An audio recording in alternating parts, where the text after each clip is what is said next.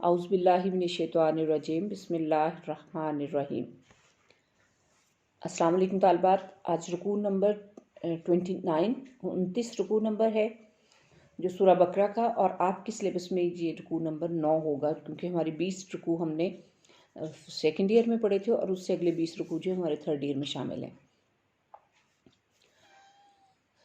اعوذ باللہ من الشیطان الرجیم بسم اللہ الرحمن الرحیم۔ الطلاق مرتان، طلاق 2 بار ہے۔ فَإِمْسَاكٌ،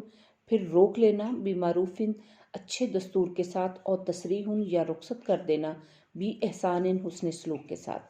یہ اللہ تعالیٰ فرماتے ہیں کہ زندگی میں، کیونکہ زمانہ جاہلیت میں ایسا تھا کہ ایک شخص اپنی بیوی کو طلاق دیتا اور اس کے بعد پھر رجوع کر لیتا، پھر طلاق دیتا، پھر رجوع یعنی کوئی حد یا کوئی ان کا ٹائم لیمٹ نہیں تھی۔ تو قرآن نے اس چیز کی وضاحت فرمائی کہ طلاق 2 بار ہے، یا تو اس کے بعد پھر اپنی بیوی کو اچھے دستور کے مطابق روک لو، یا اس کے ساتھ حسن سلوک کے ساتھ اس کو رخصت کر دو۔ ولا یحل، اور جائز نہیں ہوتا، لکم، تمہارے لیے، ان تاخذوا، کہ تم پکڑو یا لو، مما، اس میں سے جو، من کا مطلب سے اور ماں جو، یہ دونوں لفظ جوڑ کے، مما، اس میں سے جو، آتیتم، تم نے دیا، ہننا، ان عورتوں کو، تمہارے لیے یہ جائز نہیں ہے کہ جو تم اپنی عورتوں کو دے چکے ہو اس کو واپس لو، شیئن، کچھ بھی، الا ما سوائے ان یخافا، کہ ان دونوں کو یہ خوف ہو، اندیشہ ہو، اللہ، کہ نہیں یقیمہ، قائم رکھیں گے، حدود اللہ، اللہ کی حدود کو، ما سوائے اس کے کہ ان دونوں کو یہ اندیشہ یا خوف لاحق ہو کہ وہ اللہ کی حدود کو قائم نہ رکھ سکیں گے۔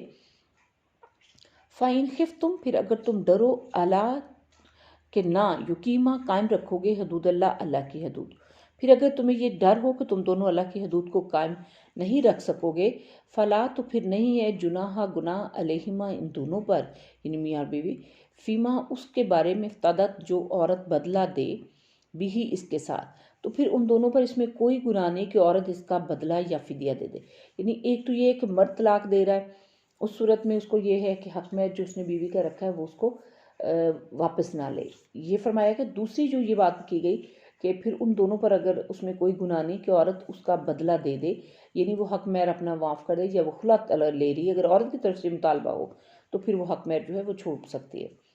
تلک حدود اللہ، یہ اللہ کی حدود ہیں، فلا تعتدوها، پھر اس سے آگے نہ بڑھو، ومن یتعدی، اور پھر جو کوئی آگے بڑھتا ہے، حدود اللہ، اللہ کی حدود سے، فاولئک، پس وہ سب لوگ جو ہیں، ہم الظالمون، ظالم ہیں، اور جو اللہ کی حدود سے آگے بڑھتے ہیں وہی لوگ ظالم ہیں۔ فَإِن طَلَّقَاهَا، پس ان اگر طلاق دے ہا، اس عورت کو، فلا، پھر نہیں ہے، تحلو، حلال ہوتی، لاہو، اس آدمی کے لیے، یعنی جو آدمی طلاق دے رہا ہے وہ عورت اس وقت تک اس کے لیے حلال نہیں ہوگی، من بعد، من سے، بعد، حتیٰ، یہاں تک کہ، تنکیہ، وہ نکاح کر لے، زوجن، مرد سے، اور جوڑے سے، غیرہ، اس کے علاوہ، یعنی جو پہلے شخص نے اس کو طلاق دی ہے اس کے بعد وہ عورت اس مرد کے لیے حلال نہیں ہوگی اس وقت تک جب تک کہ وہ عورت اس مرد کے علاوہ جس نے طلاق دی کسی اور مرد سے نکاح کرے، اور پھر اس کے لیے بھی یہ ہے کہ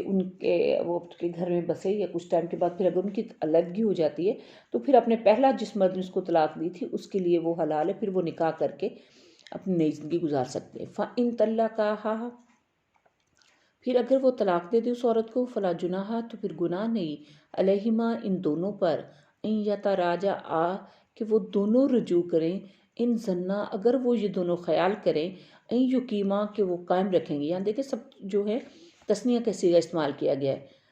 علیہما، یتراجعا، ظنا، یقیما، حدود اللہ، اللہ کی حدود کو،